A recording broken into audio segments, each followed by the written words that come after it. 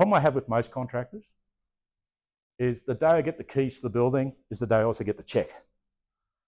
And nowhere along the way was I told that there was another bill coming that said, oh, by the way, here are the keys. And actually, it cost me an extra 30%. Can you please pay? And of course, the client's going there, well, at what point were you allowed to spend my money without me deciding how I spent my money? And I think that's a good lesson learned in terms of how you deal. And that's why this is just beyond contracts. This is about relationships.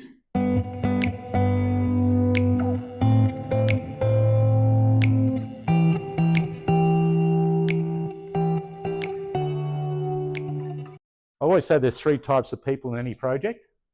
At the start of a project, we're all optimists. When the project is getting delivered, become realists. And at the end of the project, the money's run out, we haven't delivered what we were hoping to deliver, everyone's a pessimist. You deal in disputes, you deal with 20% of our construction industry. 80% of the industry has changes, deals with risks, but the parties solve them and they resolve them. And that's an important thing. So you'll hear about our metros and our road network. We're running at about 50% over budget on all our road projects that the government's doing. That means for every 3 projects we plan to deliver, we only deliver 2. The reality there, though, is, in my experience, it's set up wrong. And one of the things about setting up wrong is what I call project management 101. It's about the project planning and program management.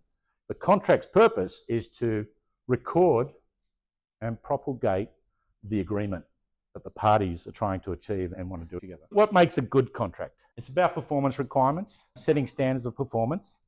In our world, there's 2 ways to set performance standards, carrots or sticks, and sticks don't work.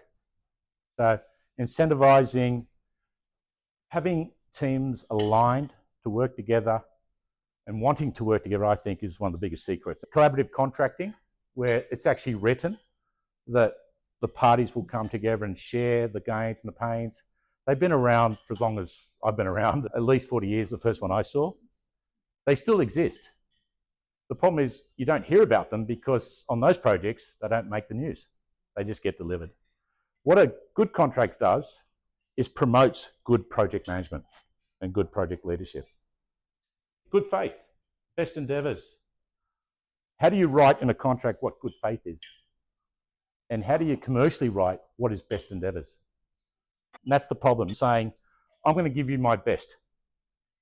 And of course, when things go wrong and my best isn't good enough, but you promised your best.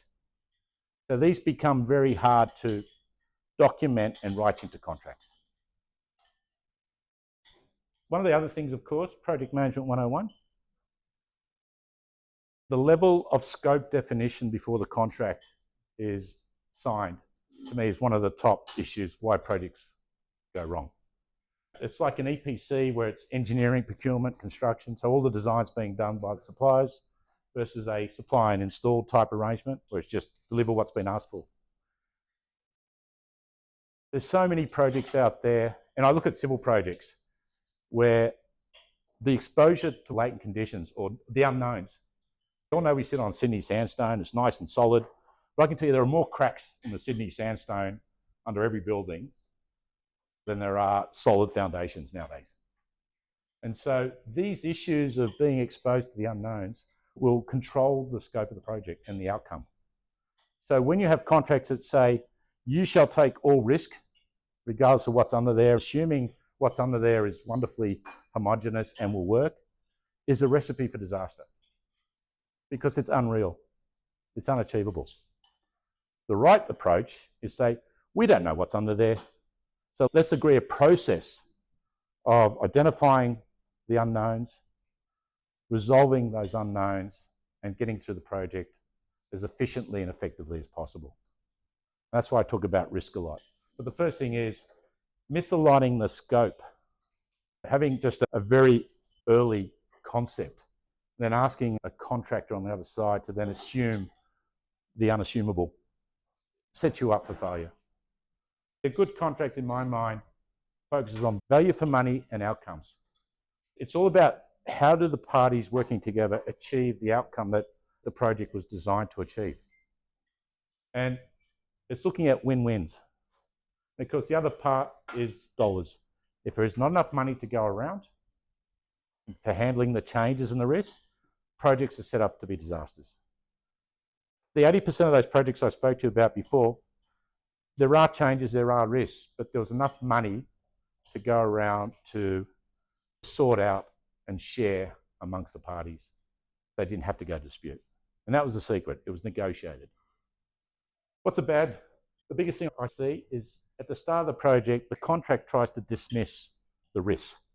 It's like they're not going to happen, or they're not big enough that we should worry about them. And also it changes. From a contracting perspective, change is something that's gone. From a business operator's perspective, change is an opportunity. You know, if you're looking to optimize solutions and looking for a better outcome, you're always looking for innovation.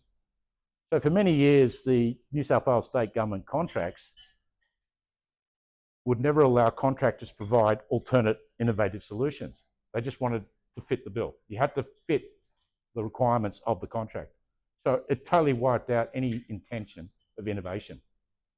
And what comes of innovation? Negotiation of how to handle that change. So if you talk to any contractor, any delivery person, they think change is bad. Talk to a project leader or a program leader or business owner, change, innovation is a good thing. I'll tell you, the biggest thing is everyone talks about nowadays is the Brisbane Olympics. So they'll quote that every Olympics for the last 50 years have all come in over budget. Well, that's wrong. They came in over the original tender price, which is the bid price. I can tell you, Sydney, for example, came in under budget because the budget wasn't set until 2 years after Sydney won the Games. Because you don't set the budget until you know what you're actually delivering. And what drives the budget for the Olympics, the cost budget, is how much revenue they can generate. So the way the Olympics works, you need to generate your revenue streams with all the television channels, all the opportunities you have. That then sets your cost budget. And that's business 101. You go into business to provide services and to run a business. You then work out how much it costs you to do that. And hopefully you make a profit. That's where I think people who look at contracts, they're so myopic in that the contract is so cost-focused, it's not focusing on delivering the best outcome for those who are investing in the project. Clint Eastwood, the good, the bad, the ugly, that's right, yep. So a good contract, clearly defined. Like people who take a good contract, standard conditions, and then rewrite them and make them basically illogical. They change clauses and they just don't gel together. If we'd only just leave the standard contracts alone, the world would be a better place. The contracts you end up with get bastardized and they just don't work. That's one of the biggest issues that I see in contracts pretty much every day of my life. The gaps. Bad contracts create gaps where the client expects a Rolls Royce for the cost of the Beamer and the contractor's offering basically a ute for the price of a Vespa. What I call the expectation gap. The contracting gives you this much and the client's expecting that much. I always put risk, third parties and change together because that's an area that can be managed better. To me, it's about embracing risk, embracing change, and having both parties work to create the profit pool that you can then share. That's where it comes from. Unless you're both winning, then there is no money to share around. And therefore, both parties lose. Make your fights about $1, not about $10. Have your fights early and get both parties on the same page. So you're both in agreement from that point in principle of how you're going to deliver the project. I've worked as a forensic expert in litigation for 25 years now. There are no winners. I can guarantee you that. Well, I'll say the lawyers are, but I can say, yeah, the lawyers are. There's a thing like, because I'm not a lawyer, I can actually do this to a lot of my clients.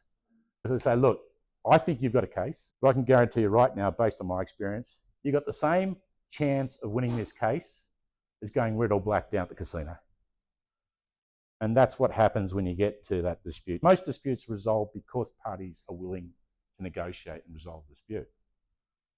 80% of projects don't get the dispute, they get resolved.